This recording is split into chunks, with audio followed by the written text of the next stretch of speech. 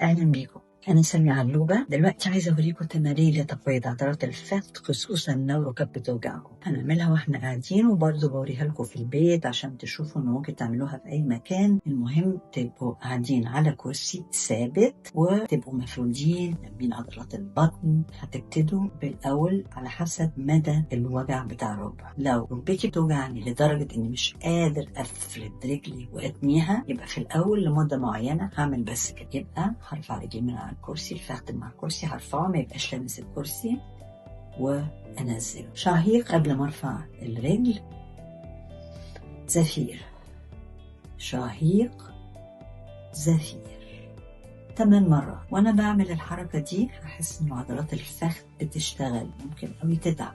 لو تعبت زيادة 4 مرات كفاية في الأول. هنقول كأن عملنا 5، انا ما عدتش عشان كنت بتكلم. 6 شهيق، زفير. 7 شهيق. 8 هثبت الرجل. هعمل حركة صغيرة قوي. 1 2 3 4 واريح. الرجل التانية شهيق، زفير. افتكروا انا رافعة الوزن بتاعي من الحوض لغاية فوق، مش قاعدة كده. 3 شهيق، 4 6 7 8 أثبت الفخذ مرفوع عن الكرسي. 1 2 3 4 أنزل. بعدين ممكن أعمل رجل رجل. شهيق، زفير، شهيق، زفير. 3 مرة. خليني خليني خليني. شهيق، زفير، شهيق، زفير. 3 مرة. خليني خليني خليه. عايزة أذكر كمان حاجة مهمة. كتير ناس لما ركبها توجعها يفتكروا إنهم لازم يقللوا الحركة بتاعتهم عشان ركبتي ما تبصيش، ركبتي بتوجعني. بس المهم جدا إنه زي ما قلنا لو هنقلل الحركة يبقى كل العضلات هتضعف، يبقى هيبقى عندنا مشكلة أكتر، لأنه الوزن بتاع الجسم أو الفخاد مش شايلة الوزن مع بقية العضلات، مع الظهر، مع البطن، يبقى الحمل كله هينزل على المفصلات بتاعت السفلى. بالعكس لما يبقى عندنا خشونة في الركبة نسأل الدكتور بتاعنا. في حاجات كتير الواحد بياخدها عشان تحسن الخشونة، مثلا كولاجين، أكل معين، بس نستشير الدكتور بتاعنا. وفي أوقات أنا شخصيا باخد الكولاجين كوقاية، كل يوم باخده. الحمد لله الحمد لله المفاصل بتاعتي كويسة. طبعا الوزن مهم عشان الركب ما توجعش قوي، فالواحد بيمشي برضه على نظام مفيد إنه يقلل الوزن بتاعه. تاني فكرة إنه حاجة بتوجعني أقلل الحركة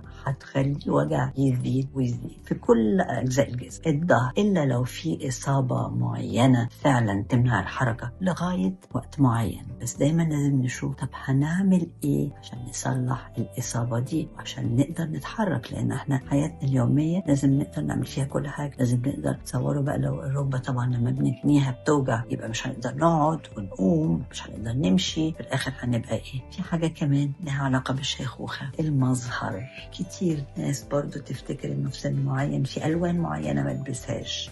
في ممكن ستايل معين من اللبس ببعد عنه، مش هجرؤ اتكلم في الحته دي لان انا عارفه نفسي بلبس حاجات يعني مش ماشيه مع السن اللي الناس شايفين. انا بالنسبه لي زي ما قلت لكم هقعد صغيره لغايه ما احس ان انا كبرت. طول ما انا مش حاسه ان انا كبير هتعامل على اني صغيره. بس المظهر مهم، الالوان تبقى مبهجه، مش ضروري حاجات ما اعرفش يعني كده مقيده قوي عشان وقار. لا طبعا لازم ابقى وقوره وكل حاجه، لكن ممكن يبقى برضو الستايل بتاعي مختلف شويه. ممكن يبقى قميص مفتوح وتحته فانيلا ويبقى فيه الوان حلوه للرجاله، يعني مش لازم ابقى كده كلاسيكيه زياده عن اللزوم. لو الركب بقى ما بتوجعش زياده، بتوجع برضه لكن مش كتير قوي، نقدر نفرد الرجل ونتنيها. هنعمل التمرين بالطريقه دي. شهيق نرفع الرجل، زفير نتصور نفسنا بنزق حاجه تقيله قوي قوي، حيطه ما بتتحركش او حيطه تقيله، باب تقيل.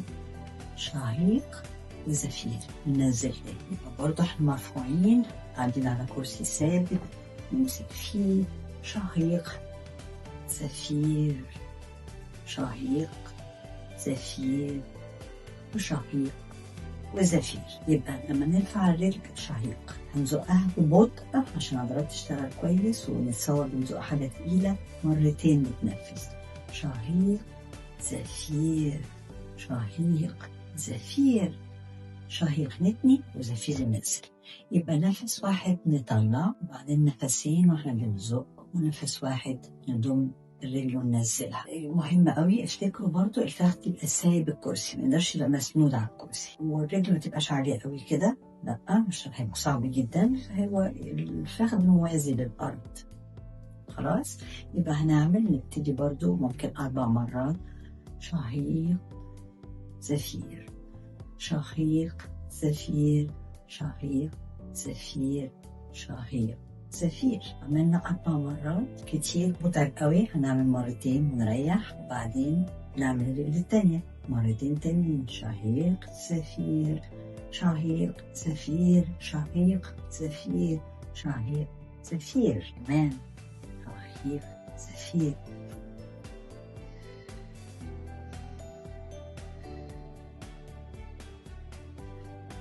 بعدين نرجع للرجل دي، هنخلي الرجل لفوق، مش هننزلها بعد ما نضم، هنقعد نفرد ونضم. يبقى ببطء هنتنفس. شهيق زفير، شهيق.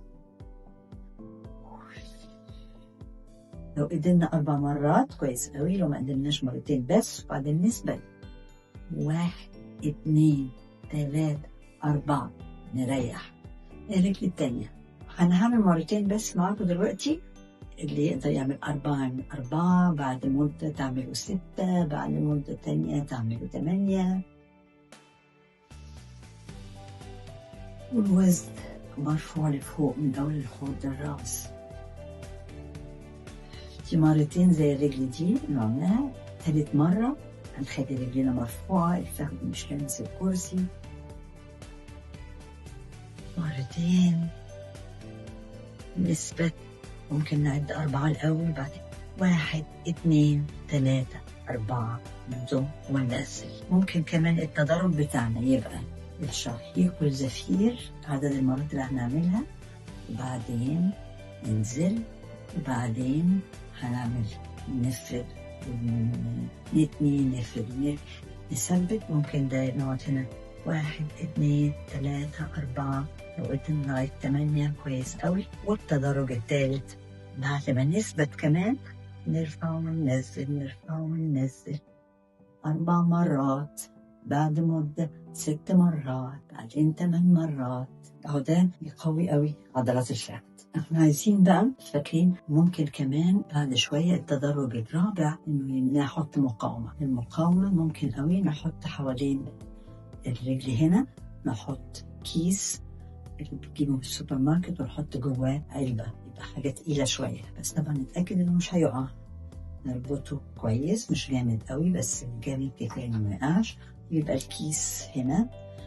وفي بقى طبعا كمان الأوزان بتاعت الرجلين اللي الواحد بيلبسها، بس لازم نعرف نجيب وزن خفيف في الأول وبعدين أتقل. ممكن زي ما قلنا كيس نحط فيه علب تونة، علب أي حاجة، علب فول، علبة الأول، بعدين علبة كبيرة وعلبة صغيرة. ممكن أزايز مية، يعني نخترع كده شوية نوفر المقاومة اللي عايزين نوفرها لنفسنا. عايزين بقى كمان نقوي عضلات الفخذ الخلفية. يعني احنا واحنا بنعمل كده، دي العضلات دي الأمامية كده برضو بنحرك. طبعا هو دايما بنحرك الأمامية والخلفية، بس احنا لو عايزين نقوي ده يا ريت يبقى فيه مقاومة. فده بقى اللي لو قدرنا نجيب الحاجات المطاطة تتربط في حاجة قدامنا، نحط رجلنا فيها ونشد ناحيتنا.